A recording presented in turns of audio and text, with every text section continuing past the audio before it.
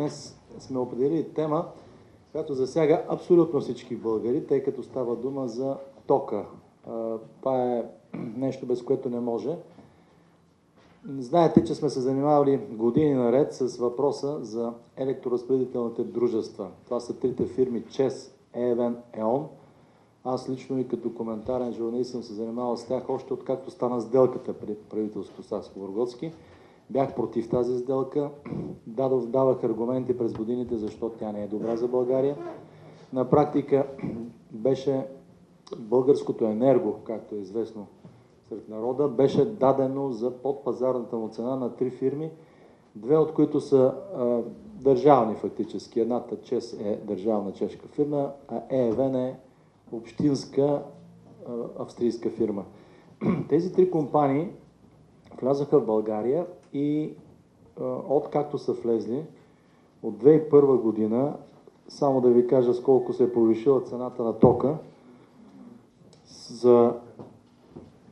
за ЧЕЗ са увеличили цената на тока от 2001 до 2012 159%, ЕВН 161%, ЕОН 175%.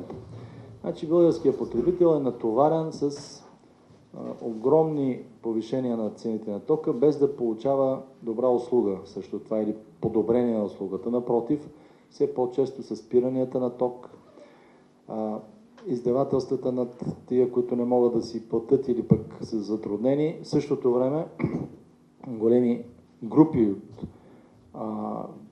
българското население, от тези, които са циганските общности, не плащат ток за сметка на останалите. Това е едно описание, което е много кратко за цялата картина, която представлява ограбването чрез тия три фирми. Вие знаете, че имаше и обществени недоволства, имаше граждански протести пред техните офиси през годините и всичко това ние му даваме политически израз чрез сигнала, който внасяме сега в Комисията за наблюдение на дейността на Държавната комисия за енергийно и водно регулиране, ДКВР. Има такава държавна комисия, която трябва, нейната задача и функция да регулира точно тези цените на тока и формирането на тези цени. За съжаление, тази комисия не извършва своите функции както трябва. Правили сме тези уточнения през годините също много пъти. Искал съм и оставката на Ангел Семерджиев с основание.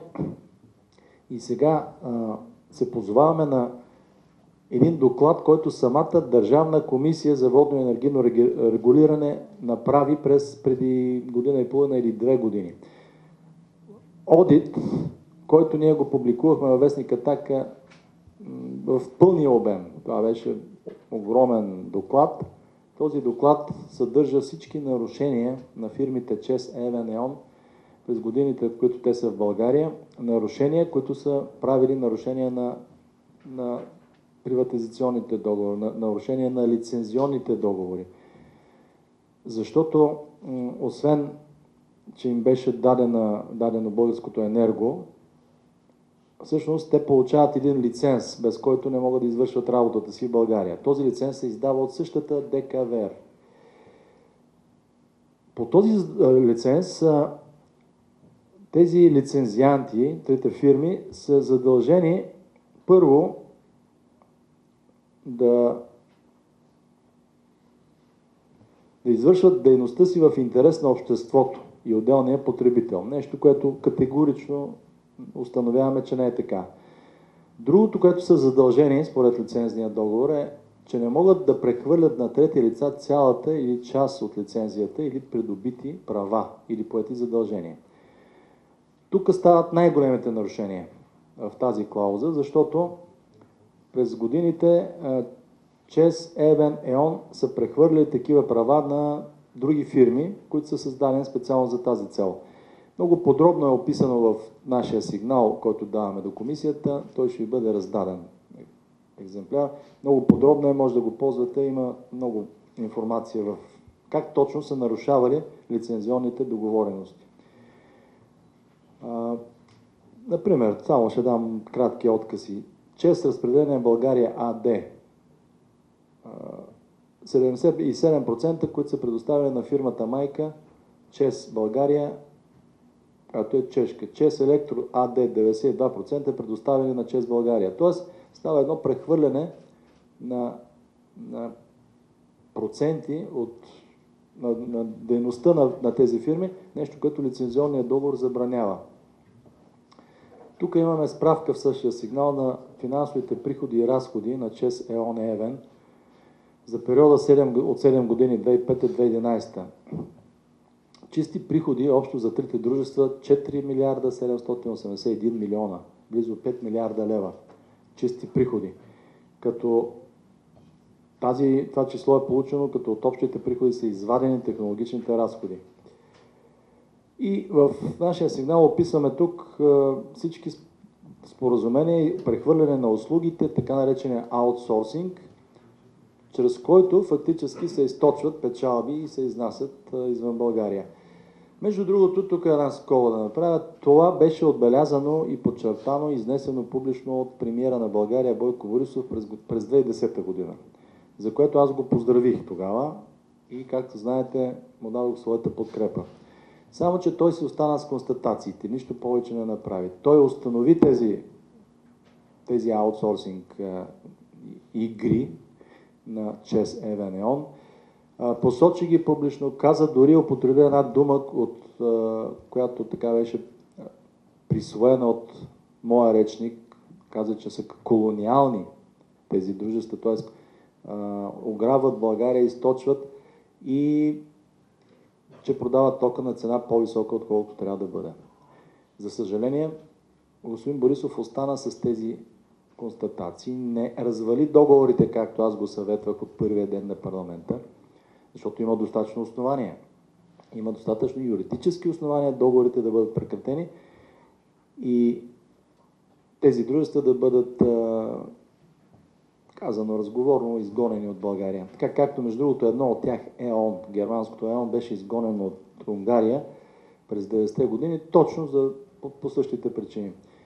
Не намери сили, кораж и характер господин премиера да извърши тези полезни за страната действия, т.е. да прекрати договорите и да върне енергото в български ръце. Достатъчно основание казах, че има. Аргументът, че те ще започнат да не съдят, не е валиден, защото и да почнат да не съдят, ще загубят, тъй като, както виждате, има предостатъчно нарушения от тяхна страна и това може да се докаже във всеки арбитражен съд. Не знам защо правителството, премиера и правителството направиха заден ход, не взеха никакви мерки и до момента не взимат никакви мерки. Сега с този сигнал, който внасяме при Ангел Семерджиев, ние настояваме той на основание на своя собствен одитен доклад да прекрати лицензиите на тия три дружества. Може да го направи, има основанието и ако не го направи, господин Семерджиев, ще остави много силното съмнение, че бездейства срещу някакво заплащане. Казано разговорно, рушвет. Няма друго обяснение да стоиш бездейно, да не правиш нищо, след като собствената ти агенция, комисия, е установила десетки нарушения на трите компании. И след това не правиш нищо, съгласяваш се с техните искания за повишаване на цената на тока всяка година и там не правиш нищо и стоиш като наблюдател. Държавната комисия за регулиране не може да бъде наблюдател. Затова е комисия за регулиране. Настояваме тя да влезе в своите функции, да изпълни това, което трябва по закон. Иначе господин Семерджиев да си ходи, Борисов да му поиска оставката, да сложи на негово място човек, който трябва да свърши това, което е длъжен, за да защити интересите на обществото, на България и на държавата като цяло. Това е, което искаме от комисията ДКВР. С този сигнал написан, доста обемисте, виждате с колко много страници. Подписани сме тук цялата парламентарна група и ще настояваме, ще следим това, което искаме да бъде изпълнено. Няма така да подминем въпроса. Надявам се и вие като медии да поддържате тази тема, тъй като тя засяга, казах, всички българи на практика. Това е текстът пред вас. Ако имате някакви въпроси, заповядайте. Защо мислите, че ще обърнат внимание от Държавната комисия за енергийно и водно регулиране, която е напряко подчинение на министър-председателя? След като вие припомнихте за 2010 година, обаче не казахте, че после имаше едни проверки, според които Борисов каза, че не е било установено и не било констатирано да има нарушение. Човека, който каза, че има нарушение, че сме колониална страна, която ни източва, после каза, че няма такива нарушения. И сега ви очаквате да има някаква констатация от Държавната комисия за енергийно и водно регулиране. Не знам какви проверки са правили, но одитният доклад на ДКВР е много категоричен за десетки нарушения. Те са установени в резултат на проверки. Ако веднага след това, на следващата година са правени други проверки или е направен друг доклад, който замазва тези нарушения, това означава, че логично означава, по логиката на която разсъждаваме, може да означава само едно, че тези фирми са си платили, за да им прикрият нарушенията. На кого са платили е въпрос на разследване. Тук трябва прокуратурата да се сезира и да самосезира и да види защо, след като има нарушение, не се прекратяват лицензи. Това е прокурорска тема също. А дали очаквам Борисов и Семерджия нещо да направят, аз съм длъжен да сигнализирам. Ние сме длъжни като партия, която се занимава с този въпрос, да го направим този сигнал. Ако Борисов и Семерджиев не реагират, означава, че те прикриват тези нарушения, прикриват ограбването на България, всъщност и на всеки един български потребител. Прокуратурата трябва да се занимава защо нарушенията на лиценза не водят до неговото прекратяване. Да. Значи има някакво нарушение за употреба със служебно положение. Мисля, че се нарича, ще има и текстове такива за Семерджиев. И не знам, защо не го прави. Сега има главен прокурор нов, дано той да се включи с повече отношения, защото наистина темата е много важна за цялото общество. Се отнася за цената на тока, за стандарта на всеки българин. Заповядайте, ако имате други въпроси. Вие ще навесите ли в този случай прокуратурата да следи информация? Как ще реагира на този сигнал? Първо ще изчакате. Да, но ще поддържаме темата, защото тя е наша основна тема. И за цената на тока също имаме много сериозни виждания, че тя не е реална, че тя изкуствено се повишава. Знаете, че имахме мораториум, бяхме внесли в Народното събрание. Естествено, ГЕРБ всичко това го отхвърля, но това е за тяхна сметка. Както пише на колоната на Омуртаг, Бог вижда и би трябвало да им се върне. Би трябвало да вижда обаче и българския народ. Избирателя също да види, да се отвори очите, да види, че управлението на ГЕРБ поддържа такива престъпни схеми, защото това са престъпни схеми. Аутсорсинг, източване на печалба. Ако се направи едно истинско разследване, тия фирми, между другото, тук се сещам, че срещу ЧЕЗ в Чехия има разследване за злоупотреби. Скоро, видях тази информация, че чешката прокуратура е започнала такива. Значи това е фирма, която е известна с нечестните си приеми. България обаче търпи това, не знам защо, българската прокуратура, държавна администрация търпи и ние сме ограбвани от тия фирми. Господин Сидеров, преди 2 дни се появи пълният текст на доклада на HSBC за АЕЦ Белене. Беше публикуван на сайта Balkan Leaks, а в Live News BG са преведени на български език по-голямата част от основните глави по доклада. Вие от Атака вече запознати ли сте с целият доклад, включително за секретените части, и ако да, имате ли вече коментар? Аз знам, че този доклад няма достъп до него. И когато сме искали това е някакъв обаче нерегламентиран начин явно. Тоест, дали е това истинския доклад, трябва да се някакси да се удостовери. Иначе ще се запозная с това. Не съм се запознал с това, което е излязло в... Кой сайт е това? Балкан.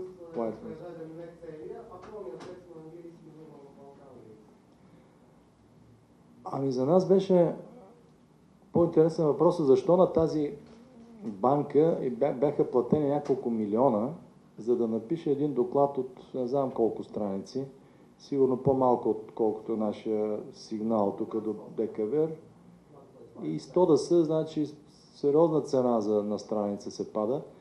Все едно в България и света няма консултанти, ядрени и така нататък, защо една банка трябва да прави такъв доклад. Това е едно. Второ, този доклад го скри правителството, не го показа, не каза защо е платило пари, и то много големи, след което съобщи, че спира и самия проект АЕЦ Белене. Това са също много важни неща. HSBC какво е? Защо трябва една банка да дава мнение, първо, дали да строим ние ядрена централа, което е част от нашата национална сигурност стратегия, банка да дава мнение. Това за мен е супер нелепо. Явно някой е взел комисионно от това, явно пак е станала някаква игра с това плащане на банка, за да даде доклад, който след това се засекретява и не става ясно защо е платено. Не съм запознат какво пише в самия доклад. Дали препоръчва тази велика банка, която явно има някакъв свръхестествен поглед върху цялото земно кълбо и може да прецени за месец-два веднага дали може или не може да строи една държава, или дали трябва или не трябва ядрена централа. Това въпрос абсолютно никаква нужда няма да се поръчват такива доклади на някакви банки, тъй като темата е ясна. Ние имаме нужда, 28 площадки са разглеждани евентуални, Белене е най-добрата сеизмично отношение. Цената е много по-ниска от това, което лъжат от ГЕРБ и Синята коалиция и ДПС. И така нататък, по тези аргументи имахме кръгла маса в петък, пак ще направим такива форуми. Там просто абсолютно ясно, че няма никаква нужда от такива харчове, само че Борисов тия теми ги подминава. Вие трябва да го питате защо е платил такива пари на HSBC. Една допълнителна тема, защото ми стана интересно от няколко дни. Казва се, че в последно време чужди граждани купуват големи количества земя в България и тук с комасирани парцели. Така, последните два интересни случаи са, че в Видин има 10 000 декара купени от Будапи и тем подобни, а наскоро китайците се канят тук 20 000 декара в Южна България. Тук притеснението е в голяма степен на екоорганизации и прочее, че може да се загуби голяма част от територията на страната, защото единственото изискване в момента е да има човек фирма. От следващата година, от януари месец, отпада изискването, това са само европейски граждани. Тоест всеки един няма да има нужда от фирма за да купува безпрекъсно. Унгария наложи вето върху това, даже промениха конституцията за целта, пък Букурещ се готвя всеки един момент да промени също своето законодателство, да не може да се купува по такъв безпроблемен начин земя в страната. Унгария го прави, защото има начало на държавата един човек с националистически, с отговорни държавнически разбирания, който между другото започнаха да го очернят, точно защото води суверенна политика. Начало на България, за съжаление, нямаме такъв човек. Имаме човек, който изпълнява всичко, което от чуждите интереси му диктуват. А това са чужди интереси. Да се купува земя в България, бяхме против още миналия парламент, категорично. Преди Атака да влезе в парламента, също съм вземал такава позиция. Това беше гласувано по времето на Сакскобургготски. Само един, двама и трима бяха в парламента, бяха против. Трябва да се отворят архивите, да се види колко безотговорно българския парламент приемаше такива решения. След което приеха и това. Днешното мнозинство в парламента също е същото. То е готово да се продава земя на чужди фирми, което е застрашаване пак на националната ни сигурност. Категорично сме против това. Не само китайски, аз имам данни за турски фирми, които изкупуват земя в северо-источна България. Един ден ще осъмнем просто на чужда земя. Ще бъдем гости в собствената си родина. Нека да българите отново да гласуват за тия, които ги заробват. Нека да не си правят изводи.